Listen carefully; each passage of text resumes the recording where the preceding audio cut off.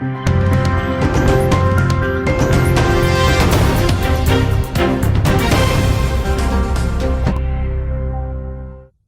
शहर स्तरीय फुटपाथ दुकानदार विक्रेता संघ द्वारा 11 सूत्री मांग को लेकर धनबाद नगर निगम का घेराव किया गया।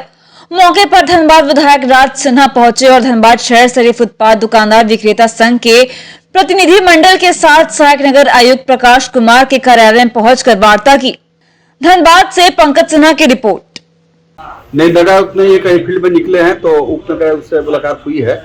इन लोगों का 11 सूत्री मांग है, जिसमें खास करके पहला तो है टीपीसी का जो भंग हो गया है, उसका चुनाव नहीं हुआ है, उसको जल्द से जल्द चुनाव करके इनको भी मेंबर के रूप में उसको आमंत्रित करना, उसकी बैठक बुला करके जो फुटपाथ दुकानदार संघ हैं उनके मतलब जो भी संघ हो या जो भी फुटपाथ दुकानदार हैं उनकी समस्याओं से निर्गत करके उसकी समस्या का समाधान करना। और वैसे भी केंद्र सरकार ने उनका रजिस्ट्रेशन भी कराया है, 10-10 हज़ार रुपया भी उनको मिला है बैंक से काम करने के लिए। और आज ये छोटे छोटे 1000, 2000, 5000, 10,000 वाले लोग काम कर रहे हैं। जब होता है तब गया डंडा मार करके इनको हटा दिया, इनका ठेला उलट दिया, सामान ले लिया, सीज कर दिया, तो यह गलत है। बड़े बड़े दुकानदारों को तो कोई नहीं देखता, लेकिन इन लोगों के ऊपर जो बार बार इनको टाइट किया जाता है, इन पर प्रहार होता है, उचित नहीं है। मैंने इस विषय को रखा है और मैंने उप नगर आयुक्त से कहा भी है कि जब नगर आयुक्त आ जाते हैं तो इनके 11 सूत्री मांगों पर 3 दिन के अंदर विचार कीजिए और उसके बाद आप एक बुला करके इनको एक बैठक करके उसमें जहाँ तक जो इनकी समस्या समाधान होने लायक है वो कीजिए।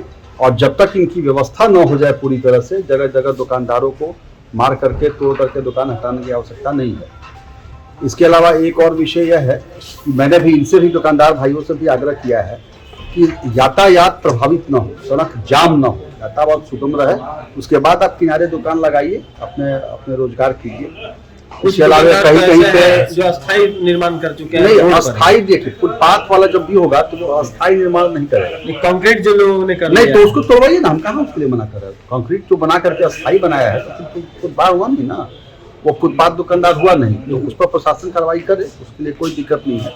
लेकिन साथ ही साथ यह भी हमने कहा है कि जैसे BCCL है, रेलवे है, उनके भी अगर वो भी कहीं आड़े आते हैं तो उनको भी इंस्ट्रक्शन देना चाहिए प्रशासन को कि भाई आप इस यहाँ की जनता के विकास के लिए आपकी भी जिम्मेवारी बनती है और आप उनको मदद कीजिए। आपके पास अगर जमीन है, वो जंगल झाड़ बना हुआ है, तो उसको फुटपाथ दुकानदारों के लिए अलर्ट कीजिए। वहाँ नगर निगम अपना वेंडर जोन बनाएगा और 2-2 किलोमीटर दूर बोलिएगा दुकानदार को जाकर के कि आप अपना धंधा कीजिए, तो वो संभव नहीं है।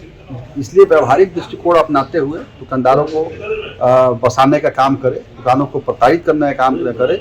और जिस प्रकार से केंद्र की सरकार ने, मोदी जी की सरकार ने दुकानदारों, फुटपाथ दुकानदारों के लिए कल्याणकारी योजनाओं को लागू किया है, ये सरकार के, राज्य सरकार के इशारे पर उन दुकानों को कभी भी प्रताड़ित नहीं होने देंगे, यह हम विश्वास दिलाते हैं।